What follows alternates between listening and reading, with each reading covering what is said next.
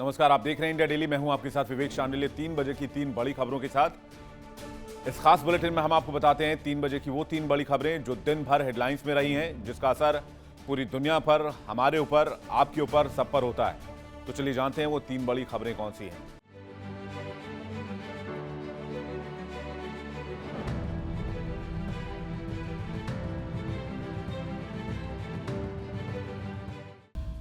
सबसे पहले 3 बजे की 3 बड़ी खबरों पर एक झलक में नजर डालते हैं। पहली खबर राम दरबार से है, जहां धार्मिक और सांस्कृतिक शौर्य के बीच राष्ट्रपति के कर कमलों से श्री राम यंत्र की स्थापना हुई। तो वहीं दूसरी खबर देश की सुरक्षा को लेकर है। एक बार फिर राजधानी को दहलाने की आतंकी साजिश को सुरक्षा एजेंसियों ने नाकाम कर दिया और साजिश रचने वाले आतंकियों को हापुड़ से गिरफ्तार कर जेल की चारदीवारी के पीछे डाल दिया गया है। तीसरी बड़ी खबर है, राजनीतिक गलियारे से बीजेपी मिशन बंगाल को लेकर बेहद आक्रामक मूड में है और ममता को मात देने के लिए बीजेपी ने अपनी रणनीति पूरी तरह से बदल दी है।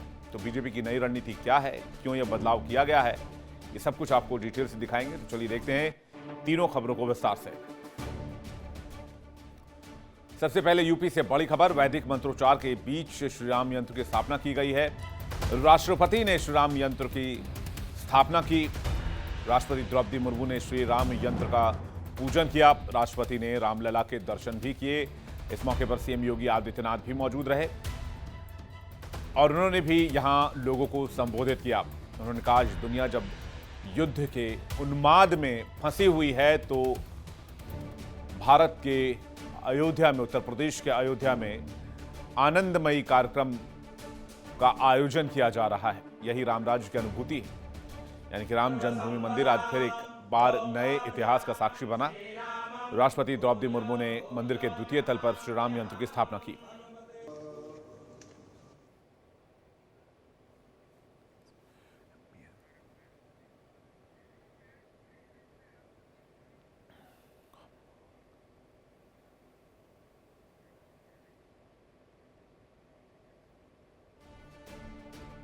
तो इस मौके पर आज सीएम योगी आदित्यनाथ ने रामलला के दर्शन किए, आरती उतारी। राष्ट्रपति ने पूरे विधि विधान से श्री राम यंत्र की स्थापना की। इस विशेष अवसर पर उत्तर प्रदेश के मुख्यमंत्री योगी आदित्यनाथ, राज्यपाल आनंदीबेन पटेल, राम मंदिर ट्रस्ट के कोषाध्यक्ष गोविंद देव गिरी, सदस्य जगतगुरु विश्व प्रसन्न तीर्थ और तीर्थाचार्य मौजूद रहे।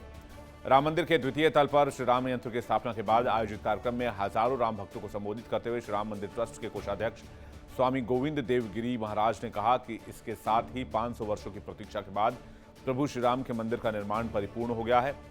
कार्यक्रम में राम मंदिर निर्माण में योगदान देने वाले लोगों को आमंत्रित किया गया। इनमें वो लोग भी शामिल रहे जो 1984 से ही राम मंदिर आंदोलन से जुड़े हुए थे।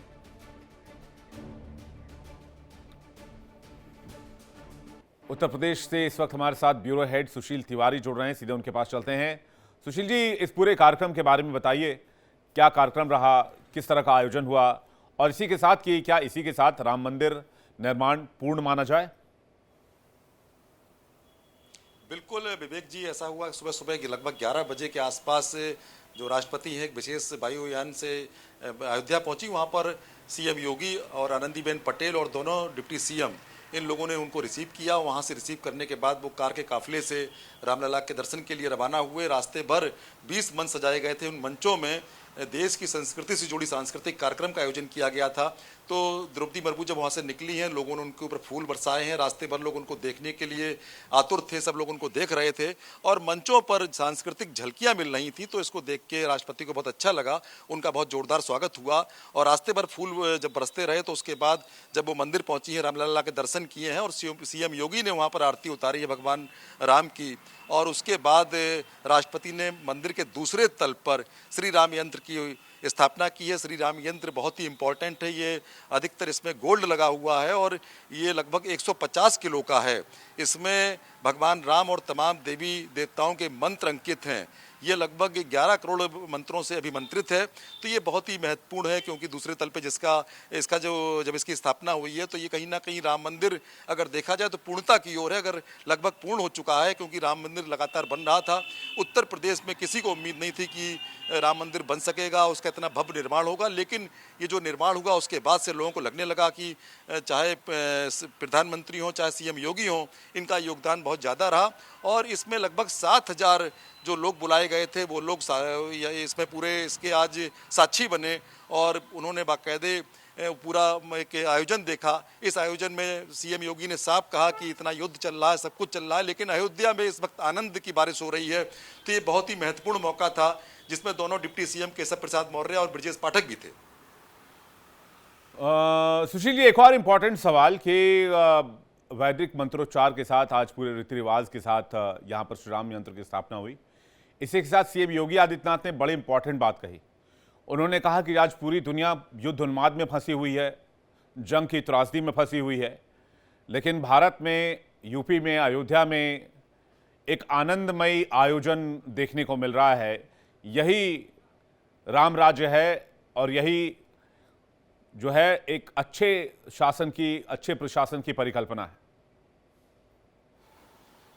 हाँ, बिल्कुल सीएम योगी ने बात रखी, क्योंकि जिस तरह पूरा वर्ल्ड है, अगर इजराइल है, ईरान है और अमेरिका है, बहुत ही भयंकर युद्ध चल रहा है, तो इसको देखते हुए सीएम योगी ने कहा कि देखिए उत्तर प्रदेश में कहीं ना कहीं एकदम सौहार्दपूर्ण माहौल है। बल्कि उन्होंने ये भी कल कहा कि ईद भी अब आने वाली है और नवरात्र भी चल रहे हैं, कितना अच्छा माहौल है, सब लोग मिलजुल के पूरा ईद भी मना रहे हैं और नवरात्र भी मना रहे हैं। तो कहीं ना कहीं उत्तर प्रदेश में एक आनंदपूर्वक माहौल है। ये तभी हो पाया है जब मैंने यहाँ पर तमाम जो यहाँ के तमाम इस तरह के माफिया थे उनको नेस्तनाबूद किया और एक माहौल बनाया, विकास का रास्ता दिया उत्तर प्रदेश को। क्योंकि सीएम योगी लगातार कहीं ना कहीं विकास के रास्ते पे चल रहे हैं। तमाम जो पहले निवेशक है उत्तर प्रदेश में आते नहीं थे, कोई भी निवेश नहीं करना चाहता था, लेकिन आज की डेट में अगर देखा जाए तो हजारों करोड़ का निवेश उत्तर प्रदेश में हो चुका है और हो रहा है। तो ये जो पूरा माहौल है, चाहे वो अयोध्या का हो, चाहे पूरे उत्तर प्रदेश का हो, हर जगह उत्सव का माहौल है। अब इस प्रदेश का नाम ही उत्सव की तरह हो गया है कि इसका माहौल पूरा एकदम बदल चुका है। क्योंकि जो माहौल पहले था, पहले गुंडागर्दी थी, पहले दंगे होते थे, कर्फ्यू लगता था, अब हर व्यक्ति एक सौहार्दपूर्ण माहौल में हर कौम के हर लोग अपना त्योहार मना रहे हैं। जी बिल्कुल, यही राम राज्य है। बिल्कुल सही कहा आपने सुशील, बहुत शुक्रिया हमारे साथ जुड़ने के लिए और तमाम जानकारी दर्शकों तक पहुंचाने के लिए। आगे बढ़ते हैं, लेकिन इस श्री राम यंत्र के बारे में भी जान लीजिए। ज्योतिषीय दृष्टिकोण से बेहद खास है। सनातन परंपरा में सभी देवी देवता का एक यंत्र माना जाता है। यंत्र स्थापित और पूजा करने से बड़े लाभ होते हैं। दिव्य यंत्र भगवान राम की शक्ति का प्रतीक है। श्री राम यंत्र स्थापना से सकारात्मक ऊर्जा का संचार होगा। राम यंत्र का देवगुरु बृहस्पति से गहरा संबंध है। बृहस्पति ज्ञान, धर्म, धन, भाग्य के ग्रह माने जाते हैं। भगवान राम का जन्म कर्क राशि में हुआ था। भगवान राम का जन्म पुनर्वसु लग्न में हुआ था। भगवान राम विष्णु जी के 7वें अवतार माने गए। अधर्म का नाश करने के लिए भगवान राम ने अवतार लिया था और इन तमाम चीज़ों को देखते हुए यहाँ पर इस यंत्र की स्थापना की गई है, जिससे प्रदेश ही नहीं पूरे देश में शक्ति और सकारात्मक ऊर्जा का संचार होगा। अब आपको सुनवाते हैं किस तरह से आज श्री राम यंत्र स्थापना के दरमियान पूजा का आयोजन किया गया।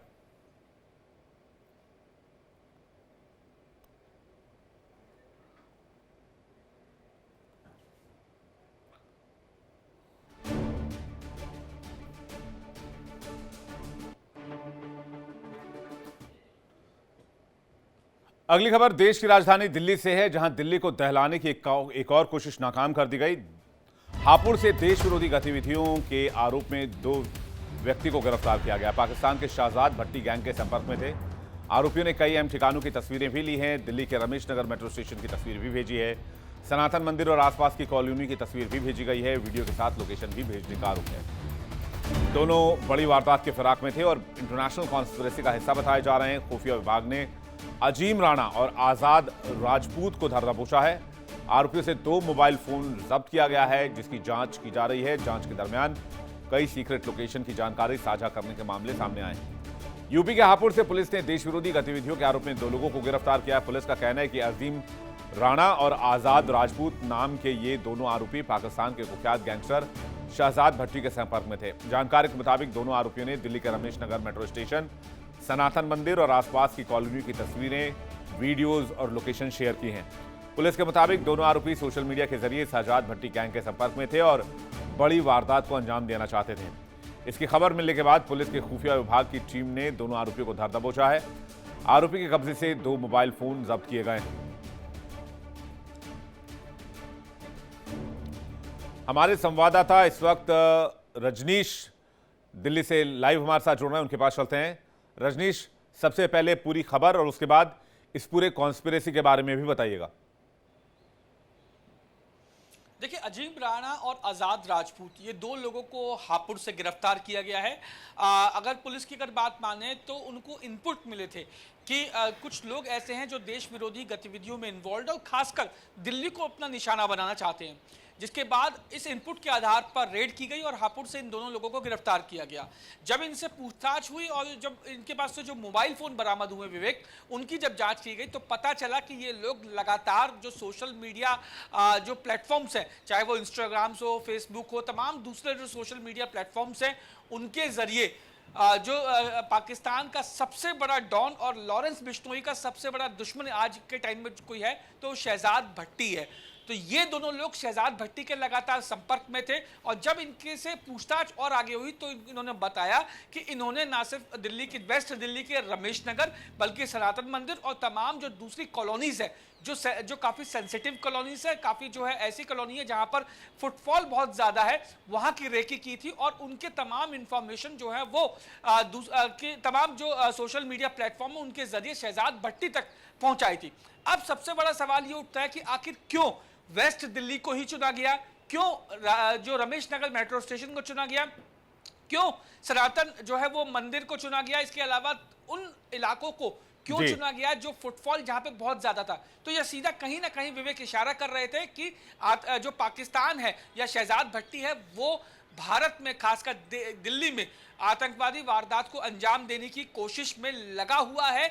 जो वो तमाम जो उसके स्लीपर सेल कह लिया जाए या उनके गुर्गे कह लिए जाए वो भारत में एक्टिव है। एक बात विवेक मैं और बताऊं कि जो शहजाद भट्टी है वो आईएसआई का बहुत बड़ा मोहरा है और आईएसआई के इशारे पे वो तमाम काम कर रहा है। तो अब आईएसआई सामने ना आके बल्कि शहजाद यानी गैंगस्टर जो गठजोड़ है, आतंकवाद और गैंगस्टर जो गठजोड़ है उसका इस्तेमाल करके अपनी जो दुर्भावना है या भारत के प्रति जो उसकी नीयत है पाकिस्तान की, उसे इन गैंगस्टर्स के जरिए अंजाम दिलवाने की कोशिश की जा रही है। अब जब ये दोनों लोग गिरफ्तार हो गए तो पुलिस लगातार इनसे पूछताछ कर रही है और एजेंसीज के जो लोग हैं वो भी इन लोगों से पूछताछ करेंगे, ये जानने की कोशिश करेंगे कि क्या सिर्फ रमेश नगर मेट्रो स्टेशन ही या फिर कोई और इलाके ऐसे दिल्ली के ऐसे हैं जो इनके टारगेट पे थे या उनकी रेकी कर उनकी इंफॉर्मेशन इन लोगों ने शहजाद भट्टी तक पहुंचाई। जी रजनीश, क्या क्या ट्रांसफर किया इन लोगों ने, कौन कौन सी लोकेशंस भेजी, कौन कौन सी तस्वीरें भेजी, क्या कोई मिलिट्री इंस्टॉलेशन की तस्वीरें भी भेजी, ये जानकारी अभी तक कितनी मिल पाई है? देख विवेक, अभी तक ये पता चल पाया रमेश नगर मेट्रो स्टेशन के जो बाहर का जो पूरा इलाका है वहां की इन्होंने वीडियोस बनाई थी, ऐसा सोर्सेज बता रहे हैं। हालांकि अभी ऑफिशियली कंफर्म नहीं किया गया है। सोर्सेज बता रहे हैं रमेश नगर मेट्रो स्टेशन के आसपास के इलाकों की इन्होंने वीडियोस बनाए, फोटो खींची। इसके अलावा सनातन मंदिर की इन लोगों ने फोटो खींची और जो आसपास की जो दूसरी कॉलोनीज है उनकी इन्होंने इंफॉर्मेशन पूरी सीक्रेटली सोशल मीडिया माध्यम के जरिए ही शहजाद भट्टी तक पहुंचाई। जांच में यह भी सामने आया कि इन लोगों जो ये लोग हैं, दोनों लोग हैं, ये लोग शहजाद भट्टी से सोशल मीडिया के जरिए ही संपर्क में आए थे, जिसके बाद लगातार इन लोगों ने कई बार सोशल मीडिया प्लेटफॉर्म के जरिए शहजाद भट्टी से बात की और जिसके बाद इनको यह टास्क दिया गया। फिलहाल इस टास्क को डिकोड करने की कोशिश लगातार एजेंसीज और पुलिस कर रही है ताकि यह साफ हो सके कि आखिर ये दोनों लोगों ने क्यों सिर्फ और सिर्फ वेस्ट दिल्ली को ही चुना है। रजनीश, लेकिन सुरक्षा एजेंसियों की भी तारीफ करनी होगी। दो बैक टू बैक ऐसे आतंकी साजिशों को बस्ट किया है सुरक्षा एजेंसियों ने। एक तो 6 यूक्रेनी और एक अमेरिकी नागरिक गिरफ्तार हुए जो नॉर्थ ईस्ट में म्यांमार में जाकर अलगावादी संगठनों को ट्रेनिंग देने की फिराक में थे, ट्रेनिंग दे भी रहे थे। और अब ये 2 टेररिस्ट सिंपथाइजर्स सो कॉल्ड जिनको अरेस्ट किया गया है, जिनके ऊपर एलिगेशन बहुत गंभीर हैं, इसलिए सुरक्षा एजेंसियों के लिए कहा भी जाता है कि वो 99 बार भी जीत जाएं तो उनकी तारीफ नहीं होती, लेकिन एक बार अगर आतंकी कामयाब हो जाते हैं तो फिर बहुत सारे सवाल उठाए जाते हैं। लेकिन तारीफ करनी होगी सिक्योरिटी एजेंसीज की। देखिए विवेक, जाहिर तौर पे आपको लाल किले के पास जो बम धमाका हुआ था वो भी आपको याद होगा। उस दौरान सिक्योरिटी एजेंसीज और आईबीज को तमाम लोगों ने कटघरे में खड़ा किया कि आखिर कैसे इतना बड़ा धमाका हो गया। लेकिन उसके बाद किसी ने इस बात को लेके जो आईबीज या ये कहा जाए एजेंसीज की पीठ नहीं थपथपाई, जिन्होंने एक के बाद एक कई ऐसी गिरफ्तारियां की जिन्होंने भारत को टारगेट करने को लेकर जो तमाम प्लान बनाए थे और जो लगातार पाकिस्तान के लश्कर तैयबा या दूसरे आतंकी संगठनों के लगातार संपर्क में थे, उन लोगों को चुन चुन के भारत के अलग अलग इलाकों से गिरफ्तार किया गया, अलग अलग राज्यों से गिरफ्तारी कर उनके पास से तमाम सबूत इकट्ठे किए गए। अल-फलाह यूनिवर्सिटी आपको याद होगा, अल-फलाह यूनिवर्सिटी के जो चांसलर है उनको किस तरीके से गिरफ्तार किया गया, मनी लॉन्ड्रिंग के मामले में गिरफ्तार किया गया था। अब एनआईए ने जब जैसा आपने बताया और जैसा तमाम पूरे देश को पता है, एनआईए ने जब विदेशी नागरिकों को म्यांमार से जो है वो आतंकवादियों को ड्रोन की ट्रेनिंग देने के मामले में गिरफ्तार किया, इसके अलावा हथियार चलाने की ट्रेनिंग देने में गिरफ्तार किया, तो ऐसे मामलों में जाहिर तौर पे एनआईए या ये कहा जाए हमारी आईबी की पीठ थपथपानी बहुत जरूरी है, क्योंकि अगर ऐसा होता है तो जाहिर तौर पर मनोबल बढ़ता है, और मनोबल बढ़ेगा तो जाहिर तौर पर भारत पे कोई निगाह टेढ़ी करके नहीं देखेगा। जी बहुत शुक्रिया रजनीश इस जानकारी के लिए, और हमसे जोड़ने के लिए। नजर बना के रखिएगा, आगे भी आपसे अपडेट्स लेते रहेंगे। बड़ी कामयाबी मिली है सुरक्षा एजेंसी को, 2 टेररिस्ट सिंपथाइजर्स गिरफ्तार किए गए। इन पर आरोप है कि उन्होंने आतंकियों की मदद की और पाकिस्तान के सजाद भट्टी गैंग से वो जुड़े हुए थे। हालांकि इस मामले में जांच चल रही है और साक्ष्य भी जुटाए जा रहे हैं। चलिए आगे बढ़ते हैं, बहुत इंपॉर्टेंट खबर है, आपको ले चलते हैं वेस्ट बंगाल की तरफ, जहां पर चुनाव होने 2014 से अब तक लोकसभा चुनाव के साथ साथ कई राज्यों के विधानसभा चुनाव में बीजेपी ने जीत का परचम लहराया। लेकिन जैसे बंगाल की बारी आती है, बीजेपी के चाणक्यों की नीति फेल होने लगती है और ममता दीदी वहां पर बीजेपी को मात देने में कामयाब हो जाती हैं। लेकिन इस बार बंगाल में विजय ध्वज लहराने के लिए बीजेपी ने अपनी रणनीति में व्यापक बदलाव किया है। बीजेपी नेताओं को उम्मीद है कि इसका असर भी दिखेगा। ममता बनर्जी की पार्टी तृणमूल कांग्रेस पर दबाव बनाने के लिए भारतीय जनता पार्टी ने अपनी रणनीति पूरी तरीके से बदल दी है। इस बार चेहरे और छवि के साथ साथ विरासत पर भी पार्टी ने दांव खेला है। पार्टी ने अपने 144 उम्मीदवारों की पहली लिस्ट जारी की, जिसमें 57 ऐसे प्रत्याशियों को टिकट दिया गया है जिनकी छवि बेहद मजबूत है। ये शिक्षक हैं, डॉक्टर हैं, सामाजिक कार्यकर्ता हैं, पत्रकार हैं, आध्यात्म से जुड़े हुए लोग हैं, रिटायर्ड सैनिक हैं, क्रिकेटर हैं, रिटायर्ड एडमिनिस्ट्रेटिव ऑफिसर्स हैं और लोक गायक हैं। फिल्म जगत की 2 हस्तियों को भी बीजेपी की तरफ से इस बार टिकट मिला है।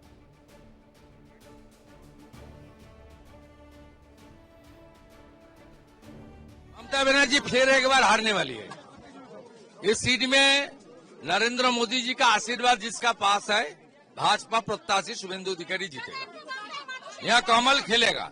ममता बनर्जी बंगाल की चीफ मिनिस्टर है, कोई इंडिविजुअल नहीं है, उनका इंडिविजुअल लड़ाई नहीं है। ये पूरा जो 15 साल बंगाल का बर्बाद करने के लिए लीडरशिप जो दिया, चीफ मिनिस्टर दिया, इसलिए टीएमसी और चीफ मिनिस्टर को हराना बहुत जरूरी है। आशीष, 2 चीजें बहुत इंपॉर्टेंट। पहली बात तो ये कि बीजेपी ने जो 144 उम्मीदवारों की लिस्ट जारी की है, उसमें एक भी मुस्लिम प्रत्याशी नहीं है। और ममता बनर्जी अगर चुनाव बार बार जीतती रही हैं तो उनका जो कोर वोटर है, मुसलमान वोट बैंक, वो इंटैक्ट रहा है उनके साथ, वो इधर उधर नहीं जाते हैं। तो और उनके आप 291 की लिस्ट देखेंगे तो उसमें 1/3 के लगभग मुस्लिम प्रत्याशी उन्होंने दिए हैं। तो अब ऐसे में लगभग 1/3, पूरी तरीके से 1/3 नहीं, तो ऐसे में सवाल यह है कि बीजेपी अगर ममता बनर्जी को डिफीट देना चाहती है पश्चिम बंगाल में, तो फिर उनके जो कोर वोटर्स हैं या उनका कोर वोट बैंक है उसमें सेंधमारी कैसे होगी या फिर गुंजाइश कैसे है। और अगर ये वोट बैंक इंटैक्ट रहा ममता बनर्जी के साथ तो फिर वो ऑलमोस्ट बहुमत तक पहुंच जाएंगे, उनको बहुत परेशानी नहीं होगी। बिल्कुल विवेक, अब देखिए पूरी लड़ाई जो है वो किला बचाने को लेकर और किला ढहाने को है। ममता बनर्जी के ऊपर पूरी तरह से प्रेशर है कि वो अपने किले को ढहने ना दें। दूसरी तरफ बीजेपी ये पूरी कोशिश कर रही है कि ममता बनर्जी को जो किला है उसको ढाया जाए, और उसमें सेंधमारी जिसका जिक्र किया आपने किया, उसकी शुरुआत हो जाएगी। आप समझिए कि नंदीग्राम में की बात करें या भवानीपुर की बात करें, इसीलिए बीजेपी ने शुभेंदु अधिकारी एक जो बड़ा चेहरे के तौर पर पश्चिम बंगाल में नजर आते हैं, उन्हें दोनों ही सीटों पर उतारा है। हालांकि भवानीपुर ममता बनर्जी का गढ़ रहा है और वहां से वो लगातार जीते हुए भी आई है। और अब जो सबसे बड़ी चुनौती है वो सेंधमारी की। सेंधमारी करने के लिए बीजेपी ने पूरी तरह से आप देखेंगे हुमायूं कबीर एक तरह से इनडायरेक्टली वे में मदद करते हुए नजर आ सकते हैं, क्योंकि मुस्लिम वोट बैंक इनडायरेक्टली वे में तो फिर असदुद्दीन ओवैसी भी, उनको तो वैसे ही बीजेपी की बी टीम कहा जाता है। उन्होंने वैसे ही बिहार में खेला कर दिया। बिहार में भी उनको पहले वो महागठबंधन की तरफ गए, महागठबंधन का दरवाज़ा खटखटाया, किसी ने एंट्री दी नहीं क्योंकि उनको लेबल कर दिया गया एज अ बीजेपी की बी टीम। लेकिन हालांकि सबसे ये बात भी सही है कि वो सबसे ज़्यादा हमलावर बीजेपी पर ही रहते हैं। लेकिन वही दूसरी तरफ अब पश्चिम बंगाल में भी उनकी एंट्री देखी जा रही है, वो भी आएंगे पश्चिम बंगाल में चुनाव लड़ने के लिए। तो क्या इसका नुकसान हो सकता है या फिर बंगाल का वोटर जानता है कि मेरा वोट किधर जाना चाहिए? और एक और चीज़ है, पश्चिम बंगाल को अगर आप करीब से जानते हो तो वहाँ पर जो एक सिस्टम है बना हुआ, डेवलप किया हुआ टोला सिस्टम, उसको ब्रेक कर पाना बहुत मुश्किल है। हालांकि शुभेंदु अधिकारी बहुत लंबे समय से इस पर काम कर रहे हैं। छोटे छोटे मोहल्ले, छोटे छोटे टोले में जो है वो टीएमसी के लीडर्स हैं, टीएमसी के वर्कर्स हैं, जो वोटर्स को इंटैक्ट रखते हैं, वो इधर उधर जाने नहीं देते। उसके लिए साम दाम दंड भेद कुछ भी करना पड़े वो करेंगे। और ये मैं अभी तक के इलेक्शंस को देखकर कह रहा हूँ, आप चाहे बंगाल का चुनावी इतिहास उठाकर देख लीजिएगा, आपको इतिहास बहुत रक्त रंजित मिलेगा। तो ये एक प्रॉब्लम है। तो लेकिन अब क्या ओवैसी के एंट्री से कुछ गेम चेंज होगा या फिर टीएमसी को हिला पाना मुश्किल है? नहीं, विवेक, मुझे लगता है कि ओवैसी जब इसमें एंटर कर ही चुके हैं डायरेक्टली वे में, और हुमायूं कबीर के साथ में भी नजर आ सकते हैं, और ये कहीं ना कहीं बड़ा नुकसान होगा ममता बनर्जी के लिए भी, क्योंकि इससे पहले अगर कुछ समय पहले जाए, जब चुनाव की तारीखों का ऐलान नहीं हुआ था, इससे पहले भी ममता बनर्जी से ये बात तो था कि जो कोर वोटर्स थे वो आपके मुस्लिम वोट बैंक्स जो हैं वो पूरी तरह से ममता के साथ नजर आते थे। और उसके बाद से ओवैसी हो या हुमायूं कबीर हैं, हुमायूं कबीर को निष्कासित किया गया, फिर हुमायूं कबीर ने अपनी पार्टी बनाई, उसके बाद से बाबरी मस्जिद का जिक्र करते हुए नजर आओ, जिस तरह से उनका जनसैलाब विशेष समुदाय का उनके साथ जुड़ता हुआ नजर आ, ऐसे में अंदाजा लगाया जा रहा है कि शायद बड़ी सेंधमारी जो है वो देखने को मिल सकती है। मुस्लिम वोट बैंक जो है वो हुमायूं कबीर के साथ जा सकता है और ममता बनर्जी को नुकसान होता हुआ नजर आएगा शायद। और यही वजह भी है कि आप देखेंगे पिछले कुछ समय से ममता बनर्जी हिंदुत्ववादी वाला चेहरा जो है, या उससे जुड़े मंदिरों की बात करते हुए या शिव की बात करते हुए नजर आई हैं, तमाम चीजों का जिक्र करते हुए नजर आई। लेकिन दूसरी तरफ बीजेपी ने भी कमर कसी हुई है, और बीजेपी की ये पुरानी लड़ाई है। बीजेपी जानती है कि इतना आसान नहीं होगा ममता बनर्जी को हिला देना, और इसी वजह से उनके जो पार्टी के कार्यकर्ता हैं वो जमीनी स्तर से लेकर ऊपर तक हर जगह, जिसका जिक्र आपने भी किया कि हर गली मोहल्ले में जा जाकर प्रचार प्रसार करते हुए नजर आ रहे हैं, बीजेपी के लिए वोट मांगते हुए नजर आ रहे हैं, और पूरी तरह से ममता बनर्जी को घेरते हुए नजर आ रहे हैं। कट मनी का जो प्रधानमंत्री ने जिक्र किया था रैली में, वह साथ ही साथ भ्रष्टाचार का जिक्र किया। हालांकि बीजेपी का कद अगर आप देखेंगे तो 2017 का जो चुनाव था, 2016 का, उसमें बीजेपी का कद बहुत कम था। 2021 आते आते बीजेपी मुख्य विपक्षी पार्टी बन गई 77 सीटों के साथ। कांग्रेस शून्य पर निपट गई, लेफ्ट शून्य पर निपट गया, जबकि लेफ्ट का 40 साल तक बंगाल में शासन रहा था। तो 2026 में एंटीसिपेट ये किया जा रहा है कि ये जो नंबर्स हैं वो वाइस वर्सा हो जाएंगे, यानी कि टीएमसी इस तरफ आ जाएगी, बीजेपी उस तरफ चली जाएगी। ये एक्सपेक्टेशंस है बीजेपी की, लेकिन ये लड़ाई इतनी आसान नहीं है, और पश्चिम बंगाल का चुनाव भी इतना आसान नहीं है। देखना होगा कि बीजेपी कैसे इस बार ममता बनर्जी को चुनौती देती है, उन्हीं के टर्फ पर, उन्हीं की जमीन पर। आशीष, बहुत शुक्रिया हमारे साथ जुड़ने के लिए और अपना कीमती वक्त देने के लिए बहुत बहुत धन्यवाद। फिलहाल एक ब्रेक का वक्त है। देखिए इंडिया डेली 24/7 अब आपकी स्मार्ट टीवी पर। इंडिया डेली मौजूद है सभी डिजिटल प्लेटफॉर्म पर लाइव और लगातार। इंडिया डेली 24/7 हर दिन राष्ट्र को समर्पित।